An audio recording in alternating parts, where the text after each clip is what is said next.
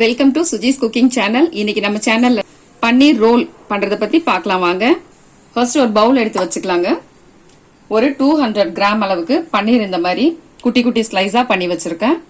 இத பவுல்ல கொட்டிடலாம். 1/2 ஸ்பூன் அளவுக்கு இஞ்சி பூண்டு பேஸ்ட், 1/2 ஸ்பூன் அளவுக்கு மிளகுத்தூள், 1 ஸ்பூன் அளவுக்கு ரெட் சில்லி பவுடர், கொஞ்சமா சால்ட் ஆட் பண்ணிக்கலாம். 2 ஸ்பூன் அளவுக்கு தயிர் ஆட் பண்ணிக்கலாம். கொஞ்சமா மஞ்சள் தூள் ஆட் பண்ணிக்கலாம். இப்போ இதெல்லாமே நல்லா மிக்ஸ் பண்ணிக்கலாங்க. நல்லா ஈவனா மிக்ஸ் பண்ணிட்டு ஒரு 10 மினிட்ஸ் இது அப்படியே ஊறட்டும். அதுக்குள்ள நம்ம சப்பாத்தி ரெடி பண்ணிடலாங்க. பன்னீருக்கு தேவையான மசாலாவை இப்போ நம்ம ஃபர்ஸ்ட் ரெடி பண்ணிடலாம். அதுக்கு ஒரு 2 ஸ்பூன் அளவுக்கு ஆயில் விட்டுக்கலாம்.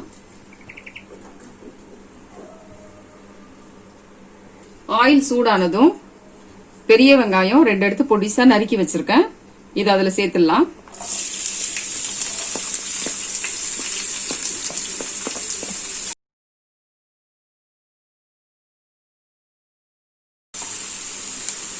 மசாலாக்கு தேவையான சால்ட் ஆட் பண்ணிட்டு லைட்டா கொஞ்சம் பிரவுன் கலர் சேஞ்ச் ஆகிற வரைக்கும் நல்லா வதக்கி விடலாங்க.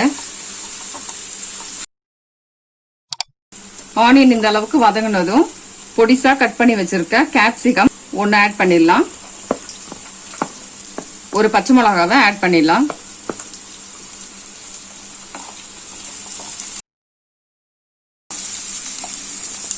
கொஞ்சமா இஞ்சி பூண்டு பேஸ்ட், 1/2 ஸ்பூன் அளவுக்கு சில்லி பவுடர், 1/2 ஸ்பூன் அளவுக்கு கரம் மசாலா, கொஞ்சமா மஞ்சள் தூள் ஆட் பண்ணிடலாம்.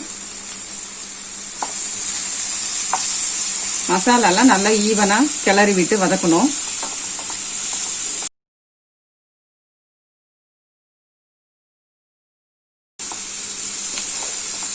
ரொம்ப வதங்கணும்னு அவசியம் இல்லை, கொஞ்சம் கிரன்ச்சியா இருந்தாதான் நல்லா இருக்கும்.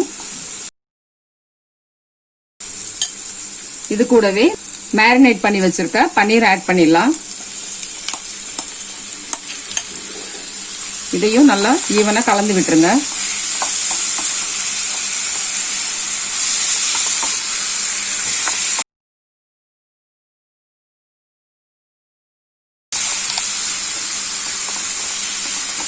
ரா ஸ்மெல் போற வரைக்கும் ஒரு 5 மினிட்ஸ் நல்லா கிளறி விடுங்க. கடைசியா கொத்தமல்லி கொஞ்சம் தூவி விட்டுடலாம். இப்போ ஸ்டஃபிங் ரெடி ஆயிடுச்சு. இது நல்லா ஆறட்டும். ஆறுனதும் நம்ம சப்பாத்தி பண்ணிட்டு ரோல் பண்ண ஆரம்பிச்சிடலாம். இப்போ சப்பாத்தி போட்டு எடுத்துடலாம். நார்மல் சப்பாத்தி பண்ற மாதிரி தான் மாவு பிசைஞ்சு போடணும்.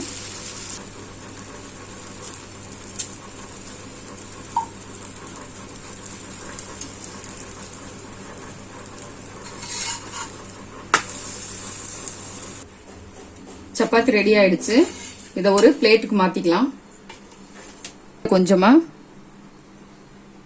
இந்த மாதிரி சீவி வச்சிருக்க ஆனியன் வச்சிடலாங்க. அது மேல பன்னீர் மசாலா இப்படி வச்சிடலாம். கொஞ்சமா சில்லி போட்டுக்கலாம். கொத்தமல்லி இலை, சாஸ் கொஞ்சம் ஊத்திடலாம். கொஞ்சமா மயோனஸ் ஆட் பண்ணிக்கலாம். இந்த மயோனஸ் நான் வீட்லயே பண்ணது. ரொம்ப சிம்பிள் தான் இது பண்றதுக்கு. வீட்ல பண்ணா ரொம்ப ஹெல்தியாவும் அதே சமயத்துல நம்ம கடையில வாங்குற மாதிரி அதே டேஸ்ட்டுக்கு நம்மளுக்கு கிடைக்கும். நீங்க உங்க வீட்ல இதே மாதிரி ட்ரை பண்ணி பாருங்க. என்னுடைய சேனல்ல இந்த லிங்க் கொடுத்துருக்கேன். இதை கீழே இப்படி மடிச்சு விட்டுருங்க. மடிச்சுட்டு ஒன் சைட்ல இருந்து நல்லா டைட்டா ரோல் பண்ணணும். இந்த மாதிரி கீழே பிரியாத அளவுக்கு டைட்டா ரோல் பண்ணுங்க. பட்டர் ஷீட் இருந்தா பட்டர் ஷீட் வச்சு அடியில கீழே ரோல் பண்ணிக்கலாம். அப்படி இல்லைன்னா டிஷ்யூ பேப்பர் வச்சு இந்த மாதிரி ரோல் பண்ணிடுங்க. அடிப்பகுதியை ஃபுல்லா இப்படி ஃபோல்ட் பண்ணிடலாம்.